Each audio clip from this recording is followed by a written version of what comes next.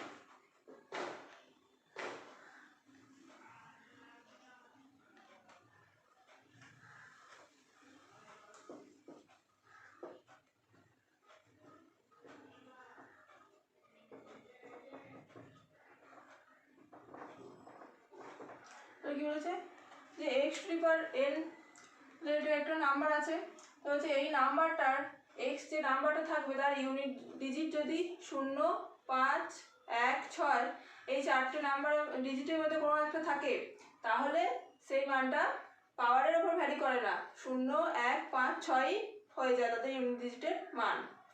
তাহলে এক্সাম্পল দিয়ে দেখাই।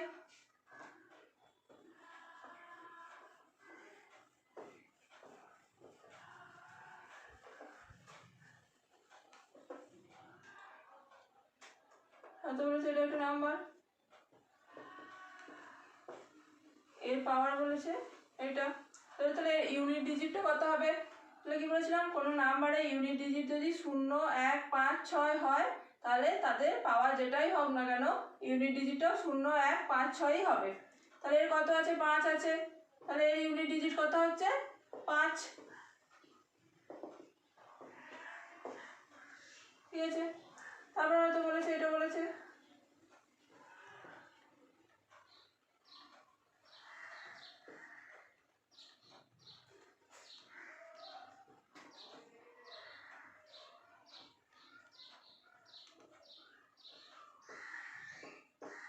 এটার বলেছে ইউনিট ডিজিট বার করতে। তাহলে ফার্স্ট নাম্বারটা কত আছে? Unit digit 1। তাহলে 1 থাকলে কি হবে, যেটা 1ই বসে যাবে। আর এখানে কত আছে? 6। 6 থাকলে 6ই বসবে। তাহলে কত হলো ইউনিট ডিজিটের মান? 7। ঠিক আছে, এবার তোমাদের 2 নাম্বার সূত্রটা বলি।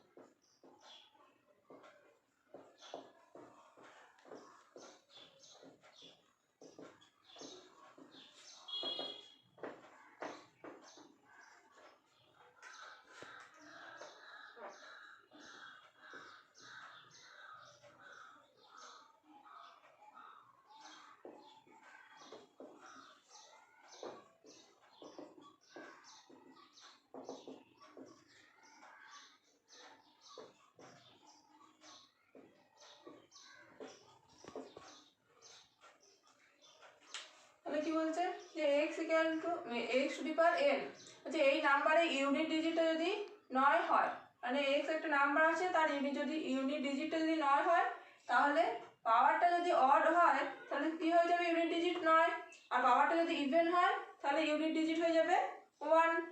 তাহলে এক্সাম্পল দিয়ে দেখি কি হচ্ছে।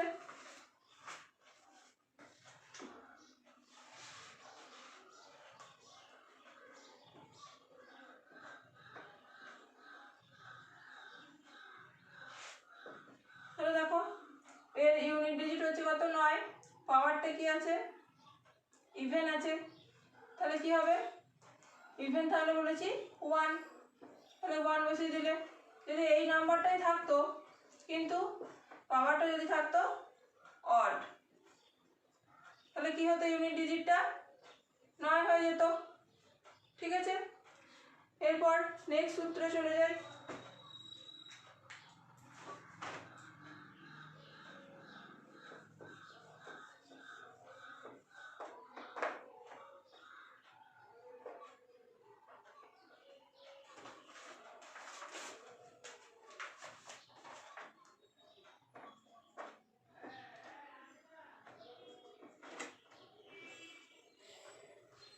এবার বলেছে যে x to the power n এই নাম্বারে ইউনিট ডিজিট যদি 4 হয় তাহলে n এর মান যদি অড হয় তাহলে ইউনিট ডিজিট কত হবে 4, আর যদি ইভেন হয় তাহলে হয়ে যাবে কত 6। তাহলে এক্সাম্পল দিয়ে দেখাই।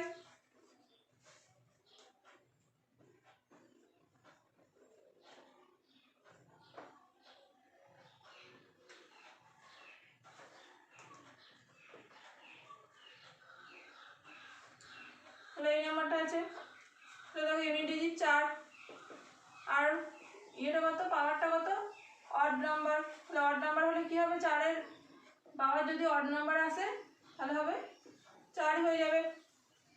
যদি হয়তো ইভেন নাম্বার থাকতো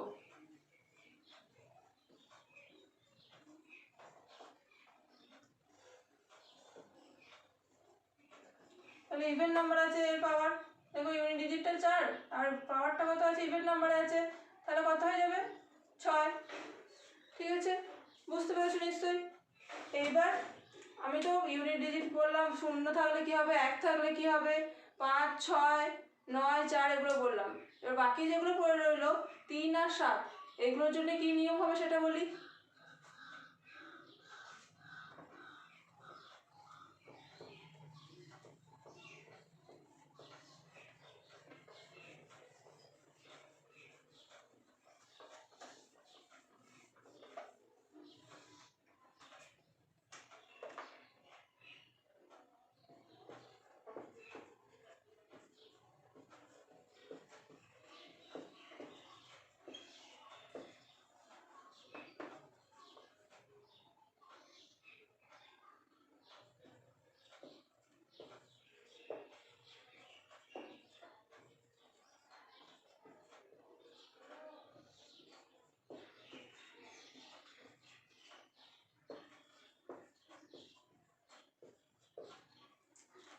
এবার কি বলেছে যে x to the power n, তাহলে nটা মানে পাওয়ারটাকে 4 দিয়ে ভাগ করব, ভাগ করার পর যেটা রিমাইন্ডার থাকবে সেটাই আমরা পাওয়ারে বসিয়ে দেবো।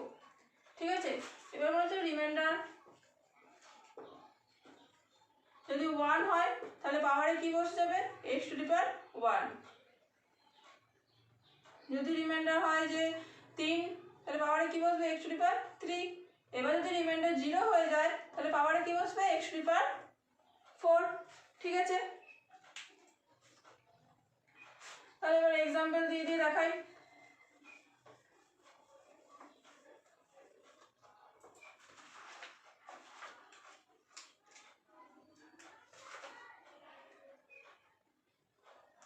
এখানে বলেছে 3 টু দি পাওয়ার 108, তাহলে এটা 108টা n এর মান, 108 কে 4 দিয়ে ভাগ করব।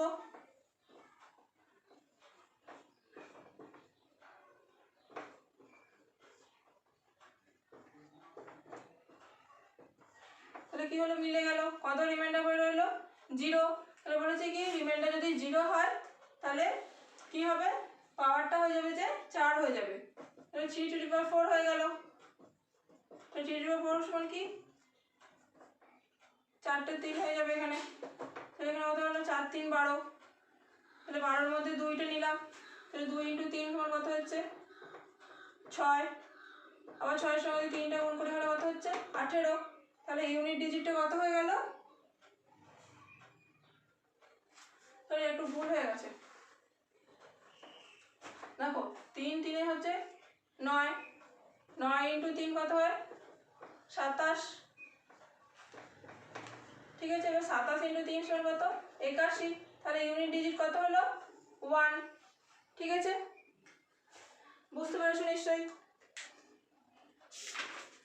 এবার তোমাদের একটা অঙ্ক করাই।